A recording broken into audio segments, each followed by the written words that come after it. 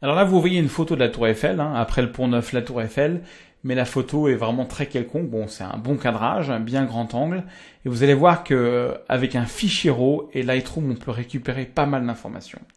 Alors, je vais commencer par mon workflow classique, zone d'ombre, j'ouvre les ombres et je baisse les hautes lumières. Mais tout de suite, on voit que la photo est trop claire. Dès qu'on a ouvert les zones et les hautes lumières, on voit tout de suite que la photo est trop claire, donc je vais la baisser carrément d'un diaph. Voilà, je vais vraiment baisser comme ça l'exposition. Ensuite, je vais m'occuper du blanc et du noir. Donc je vais appuyer avec la touche Alt sur le blanc jusqu'à récupérer des petits points blancs, quelque chose comme ça, c'est bien. Et ensuite le noir. Par contre, le noir, je vais y aller franco, parce qu'il faut vraiment densifier cette photo. Ouais, ça, c'est déjà pas mal. C'est déjà beaucoup plus sympathique. Ensuite, la photo, bon, est un peu plus sympa. Déjà, il y a quelques petites taches qui me chagrinent, donc de capteur, je vais les effacer comme d'habitude. Voilà, c'est fait, donc ça c'est toujours très très rapide. On va s'occuper maintenant de la balance des blancs. Alors la balance des blancs pour celle-là, j'avais un petit peu, j'avais réchauffé un tout petit poil. Attendez, je pense que il fait beau, donc je vais essayer lumière naturelle. Lumière naturelle, c'est pas mal, mais je vais rajouter un petit peu de magenta. Je pense un petit plus 24, c'est quand même pas mal comme ça. Ensuite, j'ai envie de baisser un tout petit poil. Peut-être je vais booster un petit peu le contraste aussi. Voilà, la photo pour lui donner un petit peu plus de punch. Mais surtout, ce qui va pas, c'est que le ciel est toujours très très brûlé, très pas visible, on va dire.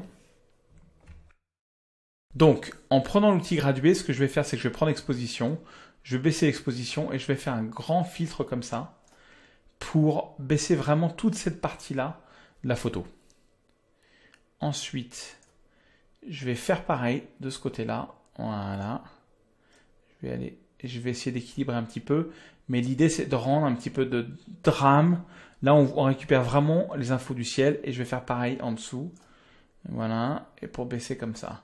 Alors là, tout de suite, c'est déjà un petit peu plus sympathique. Ensuite, je trouve que les couleurs sont pas top. Et il y a un réglage dans Lightroom qui est superbe, qui est ce qu'on appelle teinte, saturation, luminance. J'ai envie de saturer un petit peu plus le ciel pour qu'il soit plus, qu'il pète un petit peu plus de couleurs. Donc, un des moyens très simples de le faire, c'est de prendre cet outil, de cliquer sur le ciel comme ça et de lever un petit peu. Ah, attendez, je suis pas sur le bon. Je reviens, je remets ça à 0. Excusez-moi, il faut aller sur saturation d'abord. On clique, on lève la saturation et là, ça sature plus le ciel. Et pour donner encore plus de punch à ça, on peut aller dans luminance. On clique et à l'inverse, là, on baisse la souris et ça abaisse la luminance. Faut pas le faire trop, mais regardez la différence que ça fait. Ça donne vraiment du punch comme ça à la photo. C'est assez sympathique. Et regardez avant, après. On a vraiment densifié les couleurs et on a mis plus de saturation. Ensuite, je vais aller dans détail. Comme d'habitude, je vais regarder un petit peu la netteté de ma photo. Alors, oui, il faut que j'arrête avec je suis sur cet outil-là. Donc, la photo est quand même très très nette. Je vais donc, je vais regarder un petit peu s'il y a du bruit. Non, la photo est très bien. Donc, quand il n'y a pas de bruit, je mets la netteté directement à 100. Voilà, comme ça j'ai une bonne netteté. Et par contre, je fais quand même l'outil masquage. Je veux pas mettre de netteté sur le ciel. Donc, j'appuie sur la touche Alt. Ça va me créer un masque noir. Et partout où il y a du noir, il n'y aura pas de netteté. Voilà. Donc ça me convient pour ça. Et je vais activer le profil de correction, ce qui va éclaircir un petit peu la photo. Mais je vais rajouter à nouveau un petit peu de vignettage après regardage, parce que le vignettage qui a été enlevé, j'ai envie de le remettre un petit peu. Je trouve que ça marche bien avec cette photo. Ensuite, je vais supprimer l'aberration chromatique s'il y en a. Et vous voyez, la Tour Eiffel a un petit peu de travers. Je vais essayer d'utiliser la fonction upright en cliquant sur auto et en espérant, ouais, ça me l'a remis droite. C'est assez sympathique. J'ai envie, pour donner plus de punch à cette photo, de la recadrer un petit peu plus. Je vais enlever un tout petit peu de ciel là en haut pour lui donner un petit côté plus allongé. Je trouve que ça donne plus de force à la photo. Ça peut être sympa. Et comme touche finale, j'ai envie de dire qu'on va peut-être prendre une petite brosse comme ça. Ou tiens, on va essayer un autre outil. On va prendre cet outil-là.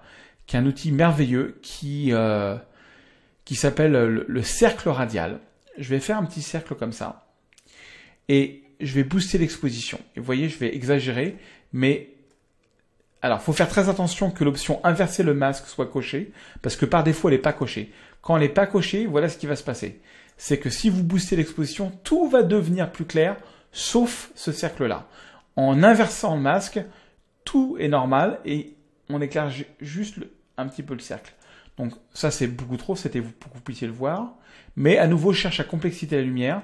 Donc je vais exposition comme ça, et je vais mettre un peu de clarté. Voilà. Donc, je fais deux choses en même temps, en fait. J'éclaircis un petit peu ce rond. Ah oui, une chose très importante, contour progressif. Super important qu'il soit à plus 100. S'il est à 0, on va voir, vous voyez, le cercle. S'il est au milieu, on va le voir un peu moins, mais s'il est au bout, on va le voir beaucoup moins. Ce sera une retouche beaucoup plus naturelle. J'ai juste envie de rajouter un petit peu de luminosité ici. Je duplique. Et un petit peu de luminosité ici. Voilà. Dernière petite touche. La plupart des gens, je vois beaucoup de gens maintenant quand ils retouchent les photos qui ont tendance à booster la clarté. Ils mettent une clarté comme ça. Alors, c'est classique, mais je trouve que il y a plus intelligent.